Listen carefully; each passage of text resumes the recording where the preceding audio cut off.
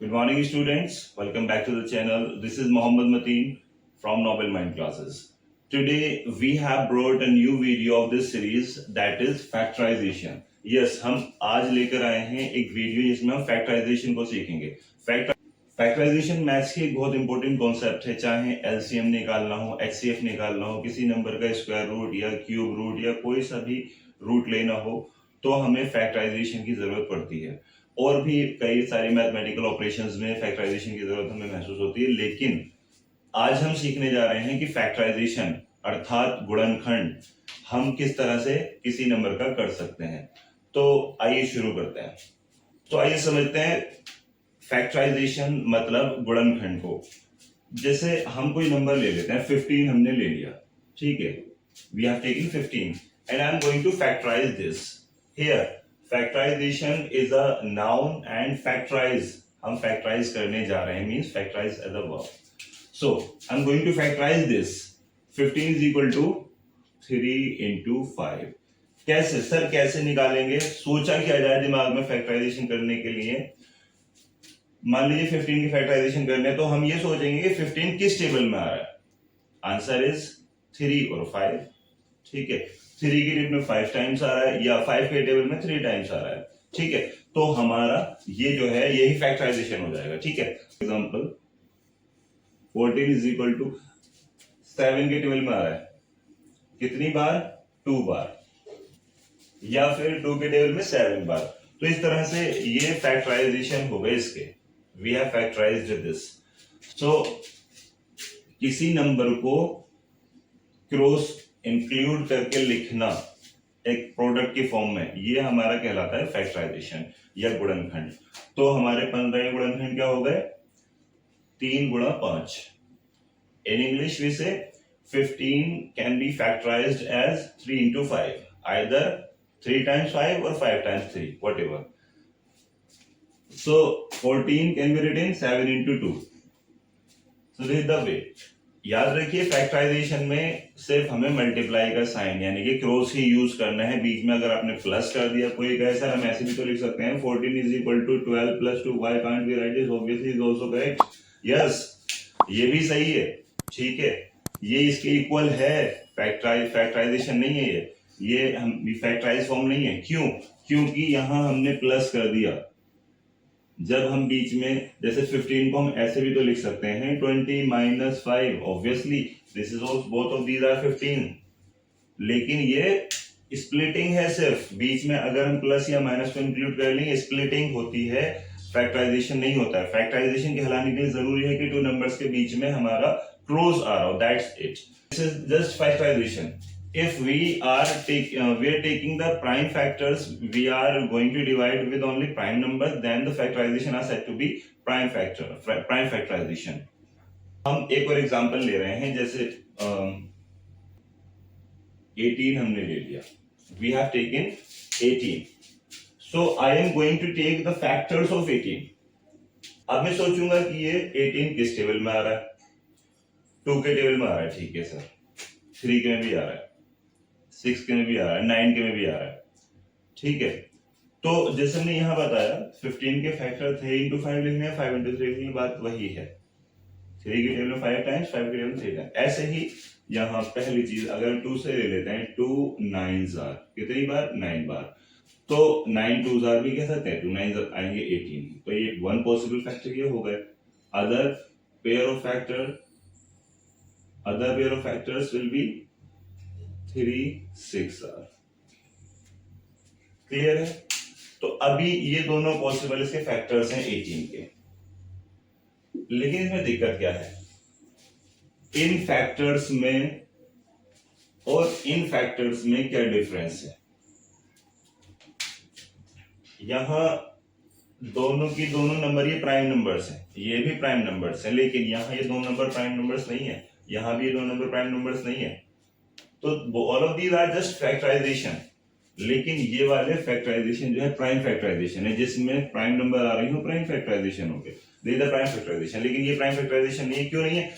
क्योंकि यहाँ ये तो प्राइम है लेकिन ये कंपोजिट आ गई. ये प्राइम लेकिन ये कंपोजिट हो गई. ठीक है, what are the prime and composite numbers we can see in a first video. So you can go there and you can watch. So now let us continue. Here we have to do, suppose we have to do prime factorization. क्योंकि हमें prime factorisation करने हैं इसलिए हम ये चाहेंगे कि जो भी फैक्टर्स हैं हमारे वो प्राइम नंबर के हों. तो ये प्राइम है लेकिन ये कंपोजिट है, ये प्राइम है ये कंपोजिट है. सो जो कंपोजिट है उन्हें और फर्दर ब्रेक किया जा सकता है. इसका मतलब जैसे ये भी कंपोजिट है, इसको कह सकते हैं 3 एज इट इज, लेकिन इसको फर्दर कह सकते हैं 2 into 3. So 18 can be further factorized as 3 into 2 into 3. फिर नॉर्मल फैक्टराइज फैक्टर्स हैं ये, इनके प्राइम फैक्टर्स हैं क्योंकि भी तीनों नंबर ही प्राइम नंबर आ गए. That's it. So in this way we do the factorisation. Now let us have another number से 140. हमने पिछली वीडियो में समझा है कि डिविजिबिलिटी रूल्स क्या होते हैं, बिना डिवाइड किए हम कैसे जान लेते हैं कोई नंबर कितनी छोटी नंबर से डिविजिबल है या नहीं है. तो हम 2 से शुरू करते हैं प्राइम फैक्टराइजेशन के लिए. 2 से डिवाइड करेंगे, 270s are this much. Again 270s are, मतलब जिनको प्राइम फैक्टराइजेशन टफ लगता है वो क्या कर सकते हैं, इसको सबसे पहले 2 से डिवाइड कर लेंगे इस तरह से. ठीक है, जितनी बार भी जाएगा इसका, जितना भी क्वेश्चन आएगा वो क्वेश्चन नीचे लिखा जाता है. ठीक है, जितने से भी डिवाइड कर रहे हैं इसको, ये डिविडेंड, ये डिवाइजर, यहाँ क्वोशिएंट. अगेन अगर ये फिर से 2 से डिवाइड है फिर से 2 से कर देंगे इसको, 235. ठीक है, अब ये डिविडेंड फिर 2 से डिवाइड किया, जो भी क्वोशिएंट आएगा वो नीचे. फिर अभी 2 से कैंसिल होना बंद हो गया. क्यों, कैसे पता, क्योंकि इवन नंबर नहीं है, अभी ऑड आ गई. तो आप किससे करेंगे, हम 3 से. 3 से नहीं कटेगा. क्यों नहीं कटेगा, जैसे हम सीख चुके हैं पिछली वीडियो में, क्योंकि इसके डिजिट्स का सम 3 से डिविजिबल नहीं है. 3 plus 5 will give you 8. 8 is not coming in the table of 3, that's why this will also not come. So यहाँ पर 3 से कैंसिल नहीं करेंगे, फिर हम किससे करेंगे कैंसिल, फिर हम करेंगे यहाँ पर 5 से. ठीक है, क्योंकि जो 2 से नहीं कट रही वो 4 से भी नहीं कटेगी. A particular number which is odd can never be divided by any even number. So ये एक odd number है इसलिए 4 से डिवाइड हो ही नहीं सकती. जब 2 से नहीं तो 4 से कैसे होती है, ना ही 4 से होगी ना 6 से, किसी भी इवन नंबर से नहीं हो सकती. Let us see. 5 sevens are 35 and then 7 ones are 7. So this is the way that we write the prime factorization. So how can we write? इसके प्राइम फैक्टराइजेशन हुए हैं और ये हुए हैं, तो हम इसको एक्सप्रेस करेंगे इस तरह से. 140 is equal to 2 into 2 into 5 into 7. Okay, so we can take another number. So we know this number is even number, so this can be divided by 2. So 2 2s are, this is dividend, divisor और quotient यहाँ आ जाएगा. ये 250 बार cut जाएगा इससे, इस तरह से करके देख लेंगे. अगेन 2 से कैंसिल करेंगे तो ये 125 बार. फिर 2 से नहीं हो सकता क्योंकि अब इवन नंबर नहीं रही, ऑड आ गई. ठीक है, और ये 2 से ही क्या, 2 के किसी मल्टीपल से यानी 4 6 8 किसी से भी नहीं कैंसिल होगा. अभी ऑड नंबर सिर्फ ऑड से ही कैंसिल होती है, रिमेंबर दिस. सो नाउ 3 पर गए, 3 से क्यों नहीं कैंसिल होता, 1 plus 3 1 plus 2 3 3 plus 5 8 8 3 के टेबल में नहीं आता तो ये भी नहीं आएगी. ये हम पिछली वीडियो में सीख ही चुके हैं. सो नाउ 4 से नहीं होगा क्योंकि कोई भी ऑड नंबर इवन से नहीं कैंसिल होती, 5 से करते हैं. Since it is ending with 5 so it can be divided by 5. So 5 2s are and 5 5s are. Again 5 5s are and then 5 1s are. So this is the way.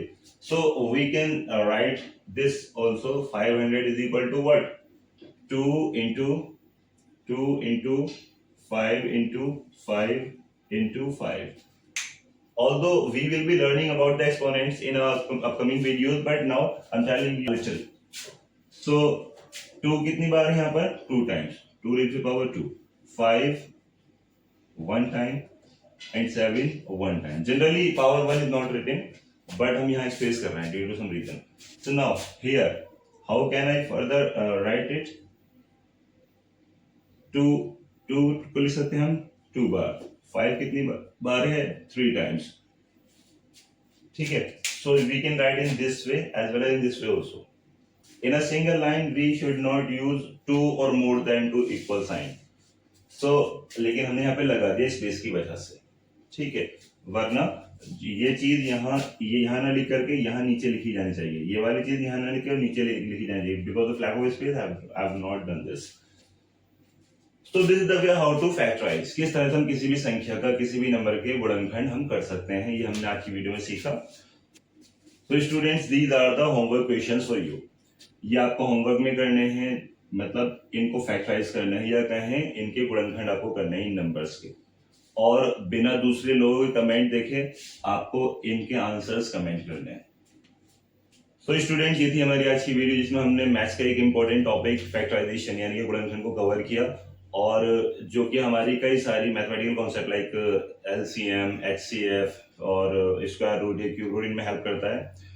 तो अगर video पसंद आई हो तो video को like करें और ये informative video अपने उन दोस्तों तक जरूर शेयर करें जिनको इस इंफॉर्मेशन की जरूरत है, और चैनल पर नए हैं तो चैनल को सब्सक्राइब करें। Thank you for watching.